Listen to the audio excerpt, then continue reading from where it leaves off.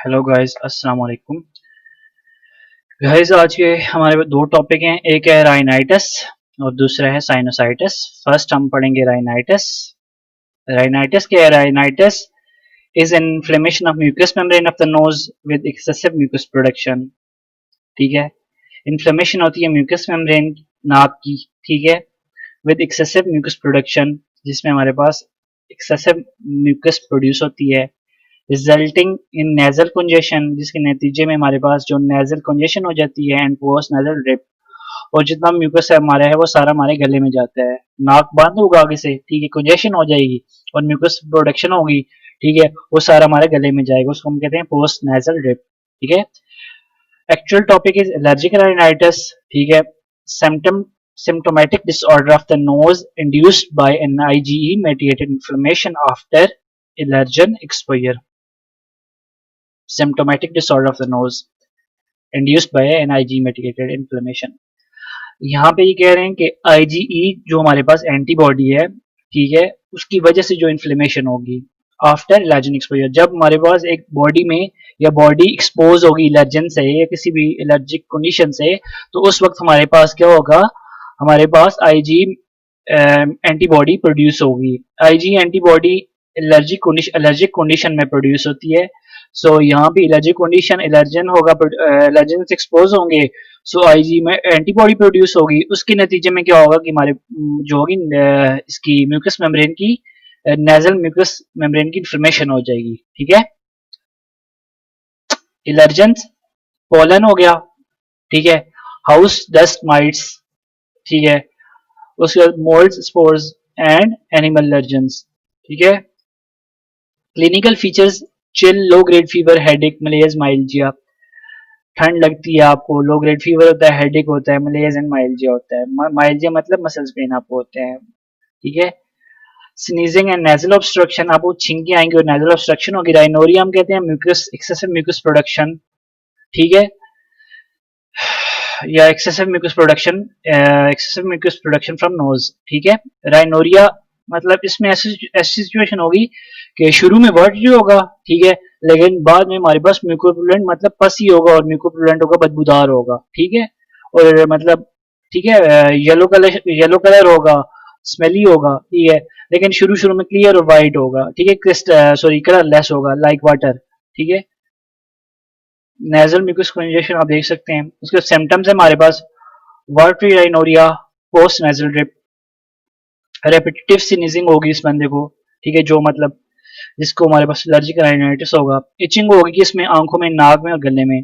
ठीक है, nasal congestion और नेजल ऑब्स्ट्रक्शन। ठीक है, associated with atopy. Atopy means inherited predisposition to produce an IgE to the environmental allergen.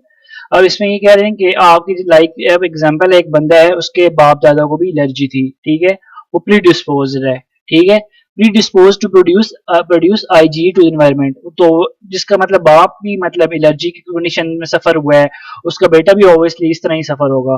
तो इसके भी मतलब सिंपल यही है कि मतलब जिसका मतलब बाप ने मतलब एलर्जी, जिसके बाप को भी एलर्जी हुई है, ठीक है, उसके बेटे को भी एलर्जी होगी और IgE मतलब प्रोड्यूस होगी। ठीक है, to the environmental allergens, environmental allergens को के साथ मतलब या एनवायरमेंटल एलर्जेंस पर जो होगा आपका क्या होगा? IgE आपकी प्रोड्यूस होगी। ठीक है, जैसे ही आप एनवायरमेंटल एलर्जेंस ही होते हैं, पोलन हो गए, डस्ट हो गई, उसके बाद एनिमल स्पोर हो गया, जो भी अपने पीछे भी टाइप्स पढ़े हैं, किसी भी एलर्जन को एक्सपोज हुआ बंदा, तो मतलब वो डेफिनेटली IgE प्रोड्यूस करेगा। ठीक है, एलर्जिक रिएक्शन होता कैसे है? एलर्जन इनकाउंटर प्लाज्मा सेल होते हैं हमारे पास, इनको इनकाउंटर करते हैं, इनके साथ अटैच होते हैं, ठीक है, इनको पकड़ते हैं। ठीक है, एंटीबॉडी इज प्रोड्यूस्ड एंटीबॉडी कहां से प्रोड्यूस होती है? प्लाज्मा सेल से। जैसे ही आगे हमारे पास एलर्जन इसका टच हुआ, इसका अटैच हुआ, तो इधर हमारे पास क्या होगा? IgE अटैच जो होगा, IgE प्रोड्यूस होगा, antibody IgE attach the mast cell, ठीक है, रिलीजिंग हिस्टामिन, जो हमारे पास एंटीबॉडी होगी जाके मास्ट सेल के साथ अटैच हो जाएगी और उनको क्या कहेगी कि हिस्टामिन रिलीज करो। ठीक है, रिजल्टिंग क्या होगा? इसके नतीजे में क्या होगा? इन्फ्लेमेटरी रिस्पांस होगा। ठीक है, अब फर्स्ट टाइम एक्सपोजर हुआ है तो उसमें क्या हुआ है? सिर्फ एलर्जन इनहेल हुआ है, ठीक है, और सेंसिटाइजेशन हुई है। जब भी कभी भी मतलब एक पेशेंट है उसको फर्स्ट टाइम एलर्जी मतलब कोई भी उसने पोलन इनहेल किया या पोलन से वो एक्सपोज हुआ तो एकदम से उसको एलर्जी स्टार्ट नहीं हो जाएगी। एलर्जी कंडीशन उसके लिए ये एलर्जिक राइनाइटिस एकदम से नहीं होगा, ठीक है, सेकंड टाइम पे होगा, ठीक है। फर्स्ट टाइम एक्सपोज हुआ है, ठीक है, तो उसमें क्या होगा हमारे पास सेंसिटाइजेशन हो जाएगी। Allergen activate sensitise mast cell degranulates break down, ठीक है। प्लाज्मा सेल वो mast cell produce, mast cell ने क्या किया हमारे पास आईजी सॉरी मास्ट सेल ने हिस्टामिन और जो हमारे पास होते हैं इन्फ्लेमेटरी प्रोडक्ट्स, इन्फ्लेमेटरी जो होते हैं इन्फ्लेमेटरी हमारे पास हिस्टामिन हो गया, लाइक उसके बाद हमारे पास प्रोस्टाग्लैंडिन और इन्फ्लेमेटरी मेडिएटर्स प्रोड्यूस होंगे ना, प्रोस्टाग्लैंडिन हो गया, हिस्टामिन और काइनिन्स वगैरह ये प्रोड्यूस करेगा। जैसे ही वो एक्सपोज होगा, ठीक है, तो ये प्रोड्यूस होंगे, लेकिन फर्स्ट टाइम में हमारे पास सिर्फ सेंसिटाइज्ड होंगे, ठीक है ना।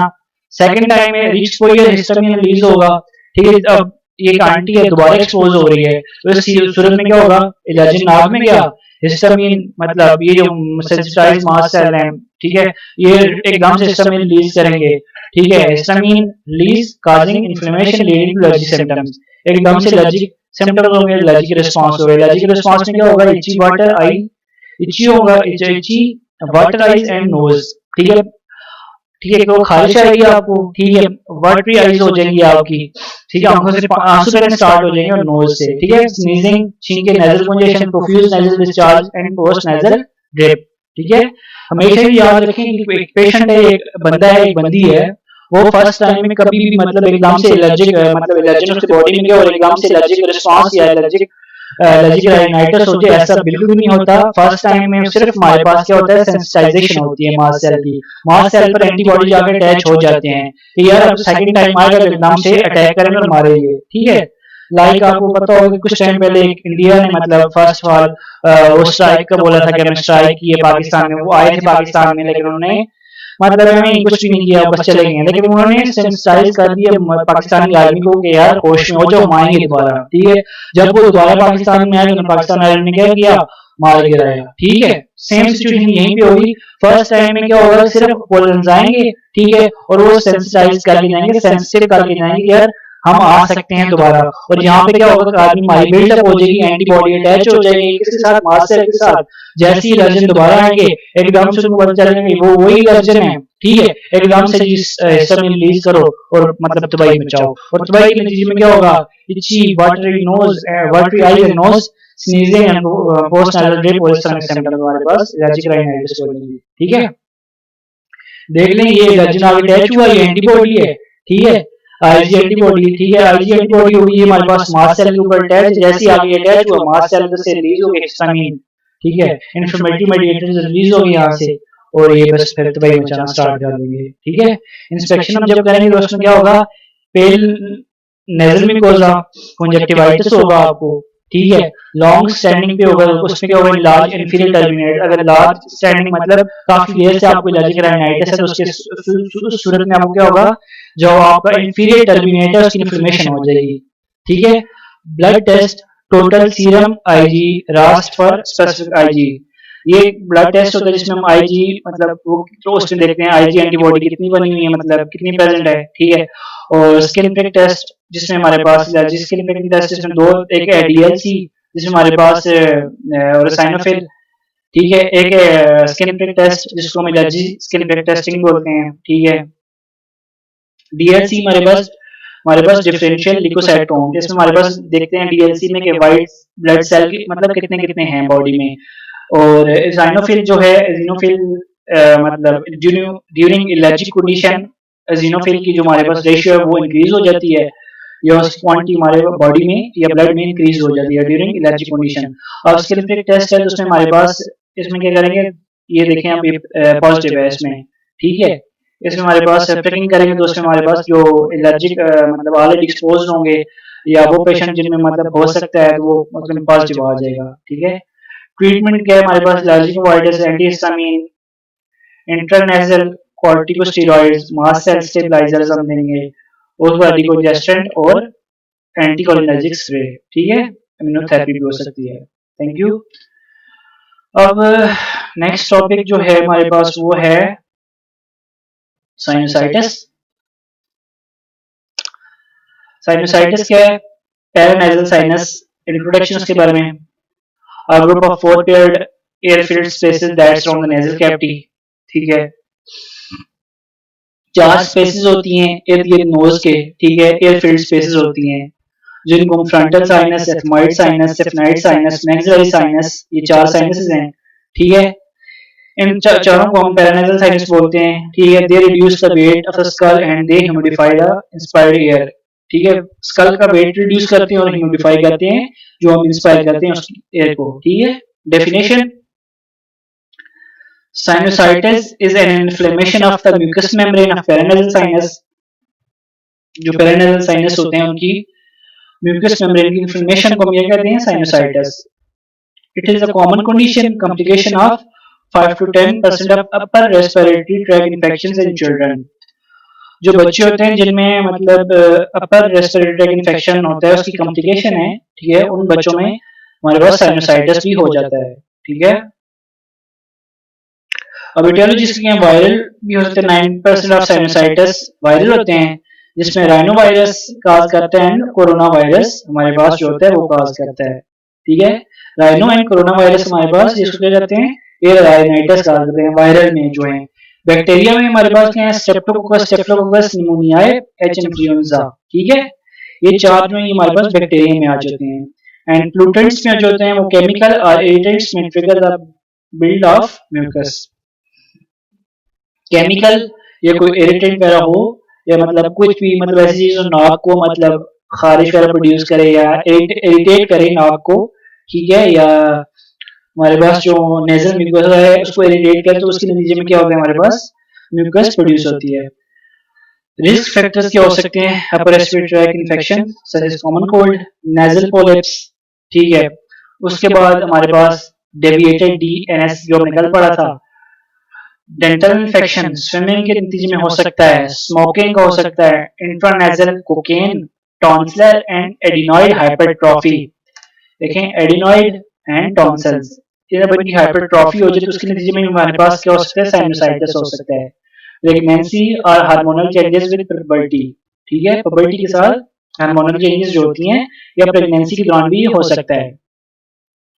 Hydrogenic factors such as mechanical ventilation, NG tube, nasal packing वगैरह, इन चीजों के साथ भी हमारे पास साइनोसाइटिस हो सकता है, ठीक है। Types on the basis of location, चार टाइप है जैसे हम पढ़ चुके हैं, frontal sinusitis, ethmoid, maxillary and sphenoid. On the basis of duration, acute sinusitis infection last up to 4 weeks, 4 week तक होगा तो हम क्या कहेंगे इन्फेक्शन, उसको हम acute sinusitis. Subacute sinusitis between 4 to 12 weeks, 4 से 12 हफ्ते के दौरान होगा तो हम सब एक्यूट बोलेंगे। और क्रोनिक साइनोसाइटिस जब more than 12 weeks. Clinical manifestation, common science and symptoms are fever, sore throat, headache, facial pain, pressure and malaise.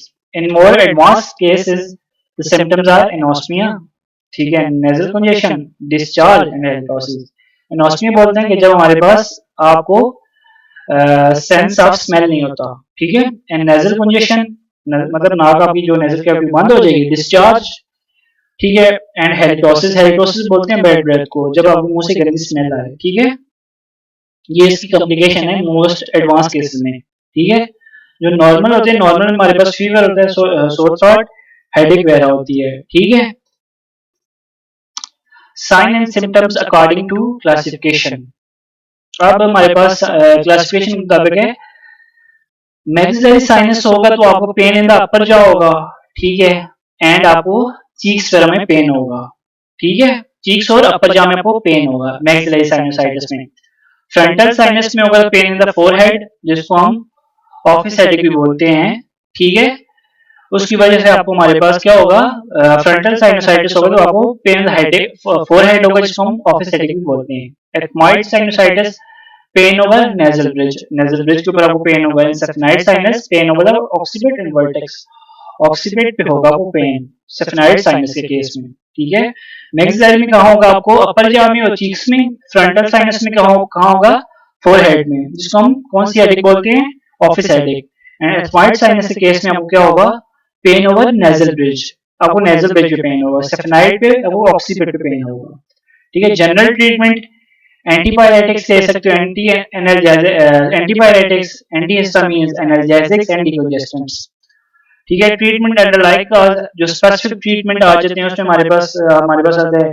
ठीक है, और स्पेसिफिक ट्रीटमेंट में हमारे पास क्या आते हैं, एंटीबायोटिक्स आप एक मेंटेन कर दिया, लिवोफ्लोक्सिन, मेट्रोनिडाजोल।